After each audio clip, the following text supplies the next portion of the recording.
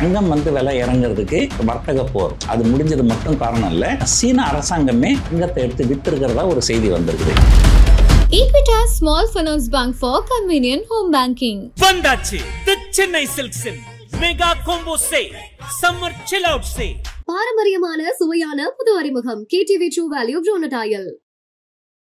அமெரிக்க சந்தையில அவங்களுடைய வட்டி விகிதங்கள் இன்னும் ரொம்ப கூடுதலாக தான் இருக்கு. வட்டி விகிதங்கள் குறையும் போது தங்கம் ஓரளவுக்கு ஏறுவதற்கு வாய்ப்பு இருக்கு. இந்த வாய்ப்பை பயன்படுத்தி தங்கத்துல முதலீடு பண்றவங்களோ குடும்ப தேவைக்காக வாங்குறவங்களோ கண்டிப்பா வாங்கலாம். உலகளாவிய அசாதாரண சூழ்நிலை இருக்கும்போது தங்க விலை ஏறும், அமைதியான சூழ்நிலை இருக்கும்போது தங்கம் விலை இறங்கும். இது ஒண்ணு. ரெண்டாவது, உலக அளவுல வட்டி விகிதங்கள் குறையும் போது தங்கம் ஏறும், உலக அளவுல வட்டி விகிதங்கள் ஏறும் போது தங்கம் விலை குறையும். இப்போ தங்கம் விலை இறங்குறதுக்கு உண்டான ஒரு காரணம் வந்துடுச்சு. பணமா வச்சிருந்தீங்கன்னா அது மதிப்பு குறைஞ்சினே போகும் உலக சந்தையில். அதனால தங்கமா மாத்தி வச்சீங்கன்னாக்கா it is a natural hedge against currency depreciation. 1 லட்சம் ஆக வாய்ப்பு இருக்கா இந்த வருஷத்துக்குள்ள? நம்ம கரன்சி ஒரு வருஷத்துக்கு முன்னாடி ஒரு டாலருக்கு 82 ரூபாய் இருந்தது, அது கிட்டத்தட்ட 88 ரூபாய்ன்ற அளவுக்கு போச்சு. இப்போ அது கொஞ்சம் அப்ரிஷியேட் ஆயிருக்கு. ஸோ ஒருவேளை நம்ம கரன்சி டிப்ரிஷியேட் ஆகின போயினே இருந்திருந்தால் அப்போ அது ஒருவேளை 1 லட்சம் போயிருக்கலாம். ஆனா இப்போ உங்களுக்கு பல பேட்டிகள்ல நான் உங்களுக்கு ஏற்கனவே சொல்லியிருக்கிறேன், உலக அளவில் அசாதாரண சூழ்நிலைகள் எப்பெல்லாம் நிலவுதோ அப்பெல்லாம் தங்கத்தோட விலை ஏறும். ஒரு வாரம் 10 நாளைக்கு முன்னாடி பார்த்தீங்கன்னா ஒரு 2 மிகப்பெரிய பிரச்சனைகள். ஒன்று, இந்தியா பாகிஸ்தான் கான்ஃப்ளிக்ட். அது போர்னு சொல்ல முடியாது, ஒரு கான்ஃப்ளிக்ட் அப்படின்னு சொல்லலாம். பட் அது ஒரு பெரிய விஷயம் கிடையாது. ஆனால் யுஎஸ் உடைய வர்த்தக போர் அது ஒரு பெரிய லெவலில் இருந்தது. ஸோ இதுதான் ஒரு முதல் முக்கிய காரணம் கோல்டு விலை ஏறினதுக்கு. ஒரு வருஷம் 1.5 வருஷம் முன்னாடி பார்த்தீங்கன்னா ஒரு உலக சந்தையில் ஒரு அவுன்ஸ் கோல்டு கிட்டத்தட்ட $1900 இருந்தது. அது $3500 வரைக்கும் போச்சு. அது கிட்டத்தட்ட ஒரு 75%, கிட்டத்தட்ட ஒரு 1.5 வருஷத்தில் 75% ஏறி இருக்கு. ஸோ இப்போ அந்த சைனாவும் யூஎஸும் சமாதானமாக போகிற மாதிரி செய்திகள் வந்திருக்கு. அடுத்த 90 நாட்களுக்கு அவங்க டேரிஃப்லாம் நிறுத்தி வச்சிருக்கிறாங்க. அடிப்படையில் ஒரு 10% தான் டேக்ஸ் போட போகிறேன்னு சொல்லியிருக்காங்க அமெரிக்காவில். ஏதோ மருந்து சம்மந்தப்பட்ட சில விஷயங்களுக்கு மட்டும் 30% டேக்ஸ் அப்படின்னு சொல்லியிருக்காங்க. ஸோ இது ஒரு உலகம் ஒரு வர்த்தக போரிலிருந்து மீண்டு அமைதியை நோக்கி உலக சந்தைகள் மூவ் ஆகுது அப்படிங்கிறத காமிக்குது. அப்போது நேச்சுரலாக கோல்டு விலை இறங்கும். இருந்தாலுமே இன்னமும் அமெரிக்க சந்தையில் அவங்களுடைய வட்டி விகிதங்கள் இன்னும் ரொம்ப கூடுதலாக தான் இருக்குது. ஸோ அந்த வட்டி விகிதங்கள் இன்னும் போக போக அடுத்த ஓராண்டு காலத்தில் இன்னும் ஒரு 1% அப்படிங்கிற அளவுக்கு இன்னும் குறையும் அப்படின்னு எதிர்பார்க்குறாங்க. அப்படி அந்த வட்டி விகிதங்கள் குறையும் போது தங்கம் ஓரளவுக்கு ஏறுவதற்கு வாய்ப்பு இருக்குது. ஸோ தங்கம் பொறுத்த வரைக்கும் பாருங்கள், 2 அடிப்படையான விஷயங்கள் சொல்லிடுறேன். ஒன்று, உலகளாவிய அசாதாரண சூழ்நிலை இருக்கும்போது தங்கம் விலை ஏறும், அமைதியான சூழ்நிலை இருக்கும்போது தங்கம் விலை இறங்கும். இது ஒன்று. ரெண்டாவது, உலக அளவில் வட்டி விகிதங்கள் குறையும் போது தங்கம் ஏறும், உலக அளவில் வட்டி விகிதங்கள் ஏறும்போது தங்கம் விலை குறையும். இப்போ தங்கம் விலை இறங்குறதுக்கு உண்டான ஒரு காரணம் வந்துடுச்சு, உலக அளவில் ஒரு அமைதி வந்துடுச்சு. ஆனால் வட்டி விகிதங்கள் இன்னும் அதிகமாக இருக்கு. ஸோ இந்த வட்டி விகிதங்கள் குறையும் போது இன்னும் கொஞ்சம் ஏறுவதற்கு வாய்ப்புகள் இருக்கு. ஸோ அதனால் கடந்த ஒரு 10 நாளில் ஒரு கிட்டத்தட்ட ஒரு 4-5% இறங்கிடுச்சு அப்படின்னாலும் இது அப்படியே தொடர்ந்து இறங்குமான்னு கேட்டிங்கன்னா தொடர்ந்துலாம் இறங்காது. ஏதோ ஒரு காலகட்டத்தில் ஒரு அதிகபட்சம் ஒரு தங்கம் இது வரைக்கும் நான் பார்த்த வரைக்கும் சரித்திரத்தில் அதிகபட்சம் 10% தான் இறங்கியிருக்கு. அதுக்கு மேலே பெருசாக இறங்காது, அது தொடர்ந்து திரும்ப ஏற ஆரம்பிச்சிடும். ஸோ அதனால் இந்த வாய்ப்பை பயன்படுத்தி தங்கத்தில் முதலீடு பண்ணுறவங்களோ அல்லது குடும்ப தேவைக்காக வாங்குறவங்களோ கண்டிப்பாக வாங்கலாம்ன்றது தான் என்னுடைய கருத்து. இப்போ நகைக்கடை உரிமையாளர்கள்லாம் என்ன சொல்கிறாங்கன்னா ஒரு 2 வாரத்துக்கு இன்னும் கூட குறைய வாய்ப்பு இருக்குன்ற மாதிரி சொல்கிறாங்களே. குறையலாம், அதாவது இன்னும் கொஞ்சம் குறையலாம், ஒரு பெரிய அளவில் குறையிறதுக்கு வாய்ப்புகள் கிடையாது இல்லைங்களா. ஏன்னா ஒரு பிரச்சனை இருந்தது, அந்த பிரச்சனை தீர்ந்துடுச்சு இல்லைங்களா. வர்த்தக போர் அது தீர்ந்துடுச்சு. இப்போ அது இட் ஹஸ் பீன் ஃபேக்டர்ட் இன் அப்படின்னு சொல்லுவாங்க ஆங்கிலத்தில். என்னென்ன நல்ல விஷயங்கள் நடக்கணுமோ அந்த நல்ல விஷயங்கள்லாம் நடந்து அந்த நல்ல விஷயங்கள்லாம் ஆல்ரெடி கோல்டில் ஃபேக்டர் இன் ஆகி அது ஆல்ரெடி இறங்கிடுச்சு.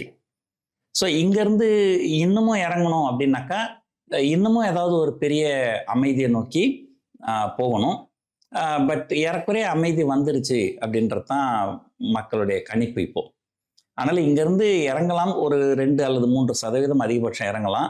ஆனால் பெரிய லெவலில் இறங்குறதுக்கு வாய்ப்புகள் கிடையாது. ஆனால் ஏறுவதற்கு வாய்ப்புகள் கொஞ்சம் உண்டு. அது என்ன, ஒரு அடுத்த நான் ஏறுறதுன்னா நான் உடனடியாக 1 வாரம் 10 நாளில் சொல்லலை. அடுத்த ஓராண்டு காலத்தில் தங்கம் வந்து கொஞ்சம் ஏறுறதுக்கு வாய்ப்புகள் நிறைய இருக்குது. ஏன்னா அமெரிக்காவில் வட்டி விகிதங்கள் குறையும். இங்கே கூட பார்த்தீங்கன்னா நம்ம நாட்டில் கூட 3 தடவை வந்து ரிசர்வ் பேங்க் வந்து வட்டி விகிதங்களை குறைச்சிருக்கிறாங்க. ஸோ அடுத்த சில மாதங்கள்லையும் தொடர்ந்து அவங்க வட்டி விகிதங்களை குறைப்பாங்க அப்படிங்கிற எதிர்பார்ப்பு தான் இப்போ. ஏன்னா இன்ஃப்ளேஷன் ரொம்ப லோ லெவலில் வந்திருக்கு இந்தியாவிலையும் சரி அமெரிக்காவிலையும் சரி.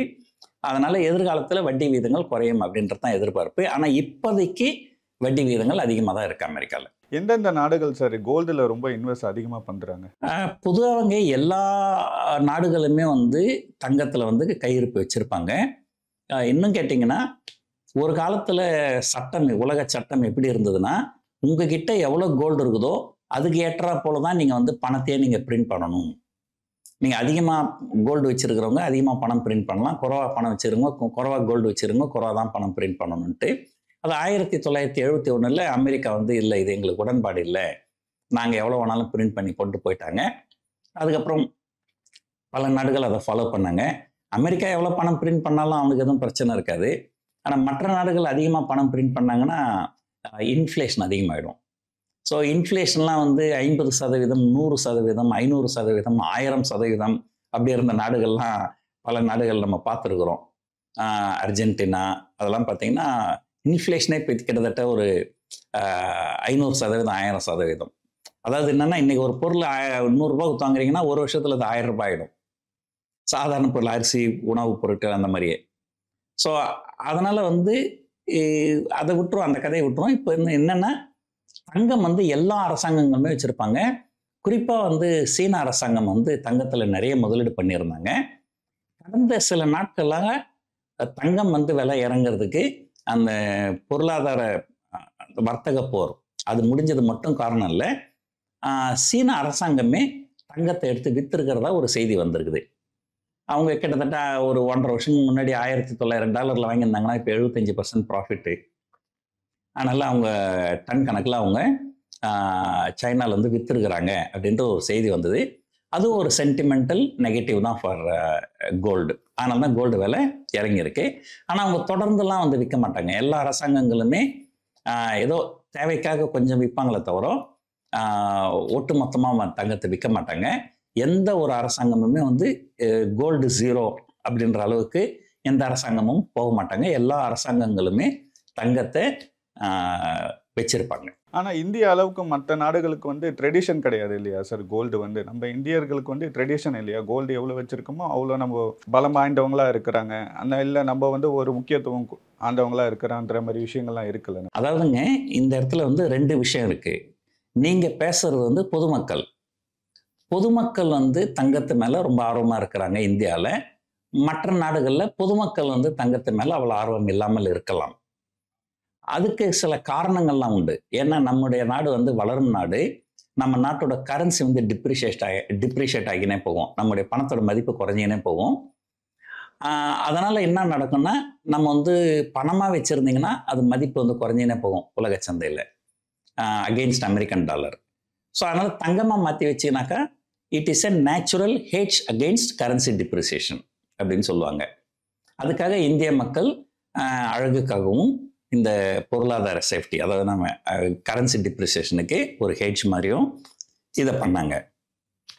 ஸோ பொதுமக்கள் உலக மற்ற நாடுகளை கம்பேர் பண்ணும்போது இந்திய பொதுமக்கள் அதிகமாக கோல்டு வச்சிருக்கலாம். ஆனால் அது வந்து உலக சந்தையில் அது கரன்சி சந்தையை பாதிக்காது. அரசாங்கங்கள் எவ்வளோ தங்கம் வச்சிருக்காங்க அப்படின்னு பார்த்தீங்கன்னா, உலகத்திலேயே அதிகபட்சமாக தங்கம் கையிருப்பு வச்சிருக்கிறது வந்து அமெரிக்கா. ஸோ அதனால தான் அவங்க நாட்டுடைய கரன்சி வந்து ரொம்ப ஸ்ட்ராங்காக இருக்குது. ஸோ உலகத்திலேயே அதிகமான தங்கம் கையிருப்பில் வச்சிருக்கிற அரசாங்கங்கள் பார்த்தீங்கன்னா, நம்ம வந்து டாப் 5, 10 கூட இருக்க மாட்டோம். அதை விட கம்மியாக தான் இருப்போம். ஸோ மற்ற நாடுகள்கிட்ட தங்கத்தோடைய கையிருப்பு வந்து ரொம்ப அதிகமாக இருக்குது. இப்போ சாமானிய மக்கள்லாம் வந்து கோல்டே வாங்க முடியல இந்த மாதிரி விஷயங்கள்லாம் சொல்றாங்க இல்லையா சார்? இப்போ கோல்டு ரேட்டு 1 லட்சம் ஆயிடும் அந்த மாதிரி விஷயங்கள்லாம் சொல்றாங்களா? அதெல்லாம் உண்மைதானா சார்? 1 லட்சம் ஆக வாய்ப்பு இருக்கா இந்த வருஷத்துக்குள்ள? இந்த வருஷத்துக்குள்ளார 1,00,000 ஆகிறதுக்கு வாய்ப்புகள் இல்லை அப்படின்னு தான் தோணுது. இதுக்கு என்ன காரணம் அப்படின்னு பார்த்தீங்கன்னா, நம்ம கரன்சி ஒரு வருஷத்துக்கு முன்னாடி ஒரு டாலருக்கு $82 இருந்தது. அது கிட்டத்தட்ட $88 அளவுக்கு போச்சு. இப்போ அது கொஞ்சம் அப்ரிஷியேட் ஆயிருக்கு. ஸோ ஒருவேளை நம்ம கரன்சி டிப்ரிஷியேட் போயினே இருந்திருந்தால், ஒரு உதாரணத்துக்கு சொல்லணும், டாலர் வந்து 88லேருந்து $100 வரைக்கும் போயிருந்தால், அப்போ உலக சந்தையிலையும் கோல்டு விலை ஏறி இருந்தால், அப்போ அது ஒரு வேளை 1,00,000 போயிருக்கலாம். ஆனால் இப்போ உலகத்தில் இந்த வர்த்தக போர் எல்லாம் கொஞ்சம் முடிஞ்சு உலகம் அமைதியை நோக்கி போகிறதுனால நம்முடைய கரன்சி வந்து இதுக்கு மேலே பெருசாக டிப்ரிஷியேட் ஆகாது அப்படின்றது தான் என்னுடைய கருத்து. இன்னொன்று பார்த்தீங்கன்னா, நம்முடைய கரன்சி வந்து எப்பவுமே என்னக்கா, உங்களுக்கு புரிகிற மாதிரி ஒரு சிம்பிளாக ஒரு உதாரணம் சொல்கிறேன் பாருங்கள். நீங்கள் அமெரிக்காவில் போய் பேங்க்கில் எஃப்டி போட்டிங்கன்னா உங்களுக்கு ஒரு 3% வட்டி கொடுக்குறாங்க.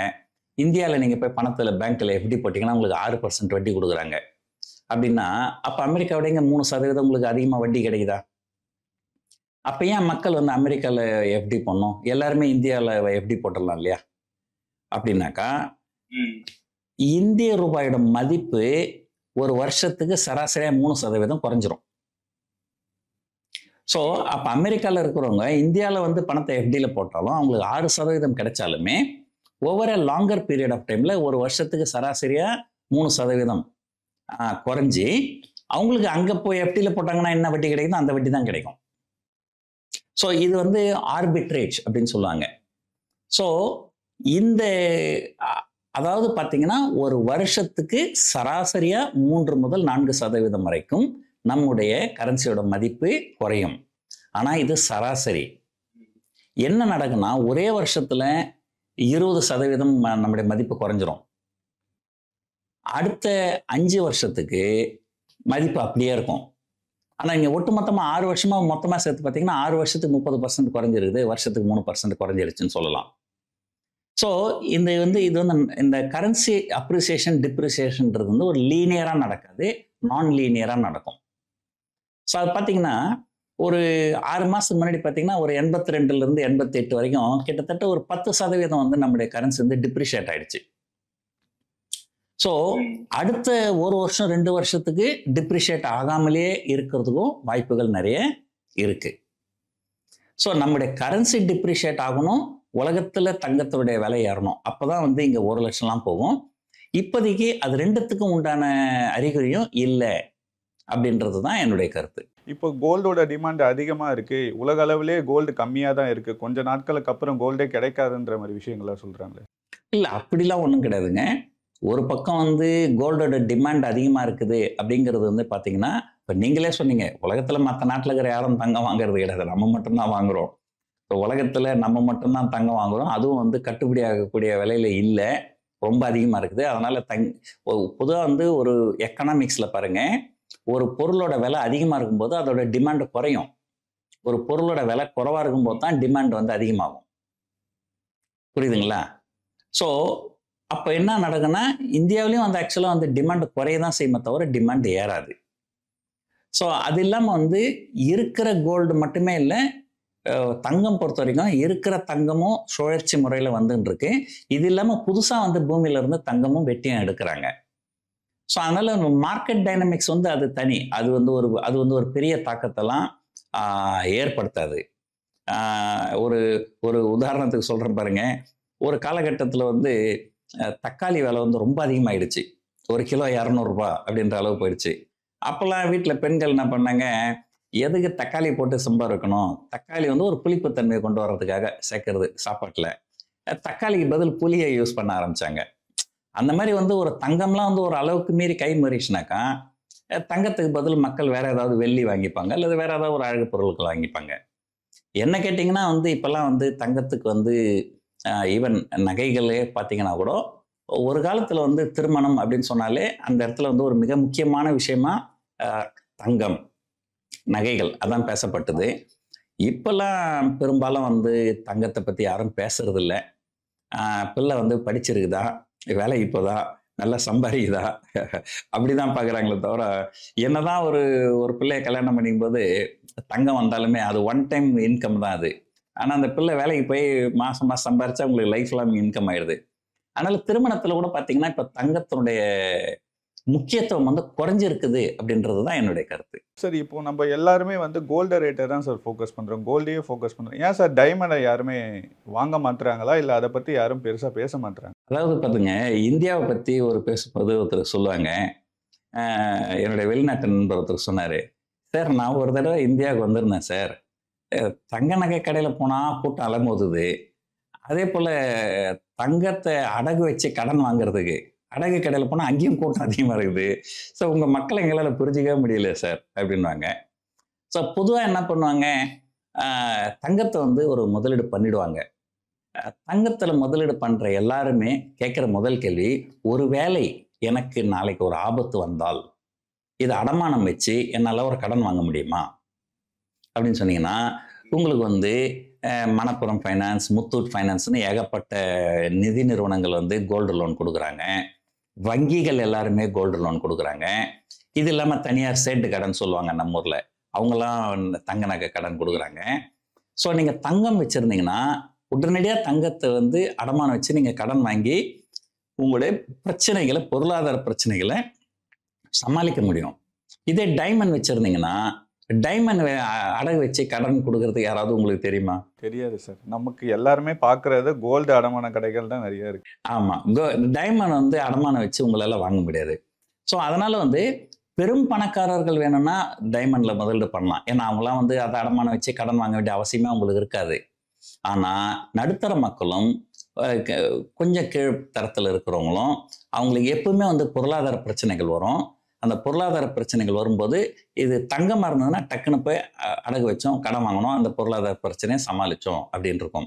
அதனால தான் எப்பயுமே வந்து இன்னைக்கு வரைக்கும் கோல்டுக்கு மாற்றா ஒரு டைமண்டோ அல்லது பிளாட்டினமோ அல்லது சில்வரோ இன்னைக்கு வரைக்கும் வராமல் கோல்டு மட்டுமே வந்து ஒரு ப்ரைம் இன்வெஸ்ட்மெண்ட் அப்ஜெக்டிவாக இருக்குது உலகம் முழுக்கன்னா இதுக்கு காரணம் இதுதான். இப்போ கோல்டை சேமிக்கிறதுல என்னென்ன மாதிரி விஷயங்கள் இருக்குது சார்? நம்ம டிஜி கோல்டு இருக்குது, இப்போ எல்லாருமே டிஜி கோல்ட்லேயே நம்ம சேவ் பண்ணலான்ற மாதிரி விஷயங்கள்லாம் சொல்கிறாங்க. எது சார் கரெக்டான சேவிங்ஸாக இருக்கும் நமக்கு? அதாங்க, இது வந்து எப்படின்னா, இது கரெக்டு இது தப்பு அப்படின்னு நம்மளால் வந்து ஒரு அறுதியிட்டு பொதுவான கருத்தை நம்ம சொல்ல முடியாது. அது ஒவ்வொருத்தருக்கு ஒரு விஷயம் தேவைப்படும். புரியுதுங்களா?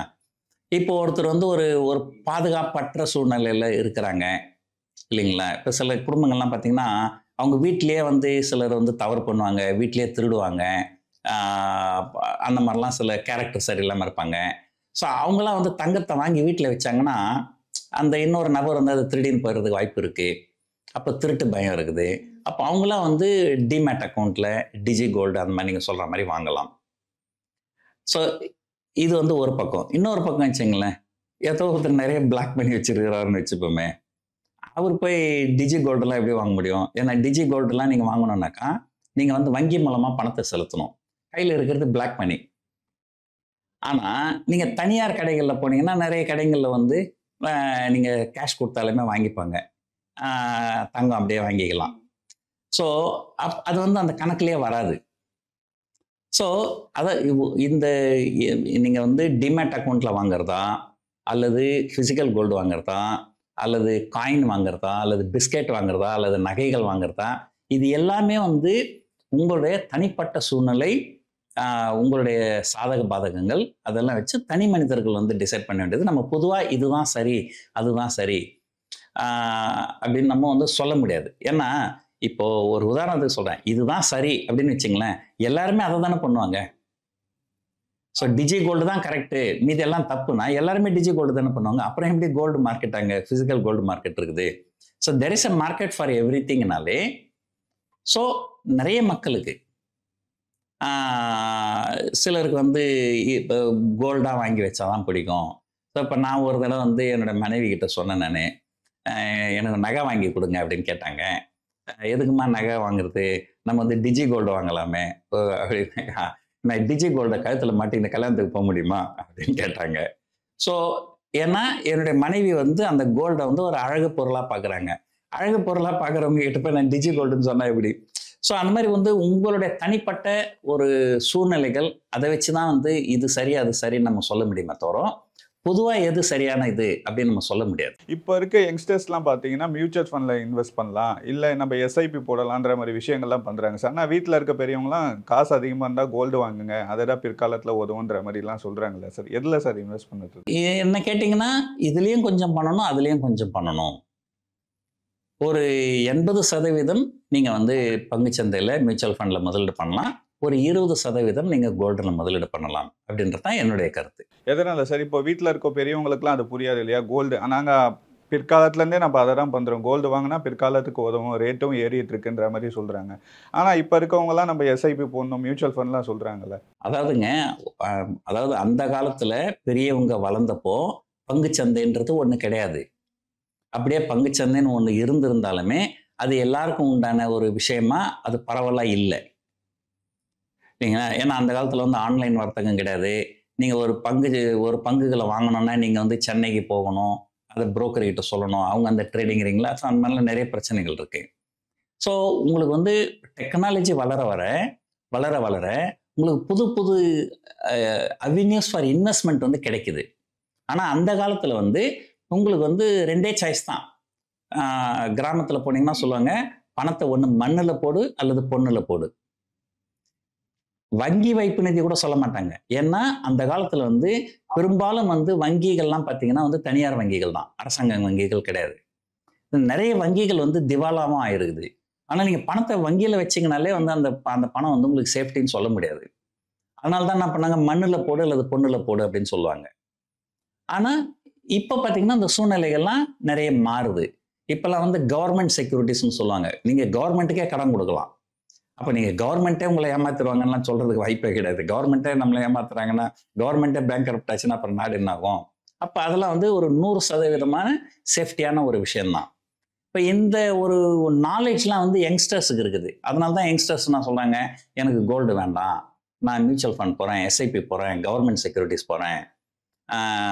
ஈவன் பெரியவங்க வந்து கோல்டு வாங்கினா சொன்னால் கூட, எதுக்குங்க ஃபிசிக்கல் கோல்டு, சாவரின் கோல்டு பாண்டுன்னு ஒன்று இருக்குது, அது வாங்கினீங்கன்னா உங்களுக்கு வந்து தங்கத்தோட அப்ரிசியேஷனும் கிடைக்கும், ப்ளஸ் ஒரு 2.5% வட்டியும் கொடுப்பாங்க, ப்ளஸ் அதுக்கு கேபிட்டல் கெயின் டேக்ஸும் கிடையாது. ஸோ அப்படின்னு சொல்லிட்டு பண்ணுவாங்க. ஸோ இது வந்து ஒரு ஓல்டு ஜெனரேஷன் நியூ ஜெனரேஷன் 2 பேருமே நீங்கள் குறை சொல்ல முடியாது. ஆனால் என்ன கேட்டிங்கன்னா 2த்தையும் கம்பைன் பண்ணுறது தான் புத்திசாலித்தனம். சார், இப்போ கோல்டு வாங்குறதுக்கு இதுதான் சரியான சமயம்ன்ற மாதிரி சொன்னீங்க. இப்போ குறையும்னா எந்த அளவுக்கு குறையும் சார் கோல்டு ரேட்? குறையும்னா ஒரு சில சதவீதம் என்ன குறையலாமே தவிர பெரிய அளவில் குறையிறதுக்கு வாய்ப்புகள் கிடையாது. இப்போ கோல்டு இப்போ வாங்குறவங்க இதுதான் வாங்குறதுக்கு கரெக்டான டைம்? கண்டிப்பாக வாங்கலாம். அதாவது என்னென்னா, பொதுவாகவே எந்த ஒரு பொருள் வாங்கினாலுமே ஒரே நேரத்தில் போய் மொத்தமாக வாங்காமல் இப்போ கொஞ்சம் வாங்குங்க, இன்னும் கொஞ்சம் குறைஞ்சதுன்னா இன்னும் கொஞ்சம் வாங்குங்க. இதுக்கப்புறம் குறைய வாய்ப்பு இருக்கா சார்? அதாவது இதுக்கு மேலே குறையிறதுக்கு வாய்ப்பு இருக்கான்னு கேட்டிங்கனாலுக்கு, இதுக்கு மேலே வந்து அதிகமாக குறையிறதுக்கும் வாய்ப்பு இல்லை, அதிகமாக ஏறுறதுக்கும் வாய்ப்பு கிடையாது. ஆக்சுவலாக இதுதான் ஃபிக்ஸ்டாக இருக்கும், ஒரு அளவுக்கு ஏறும் குறையும். ஓரளவுக்கு ஏறலாம் குறையலாம். ஓகே சார், ரொம்ப நன்றி சார், நிறைய விஷயங்கள் சொன்னீங்க. ரொம்ப நன்றி, வணக்கம். Equitas Small Finance Bank for convenient home banking. வந்தாச்சு தி சென்னை சில்க்ஸின் mega combo sale, summer chill out sale. பாரம்பரியமான சுவையான புது அறிமுகம் KTV True Value Bronadile.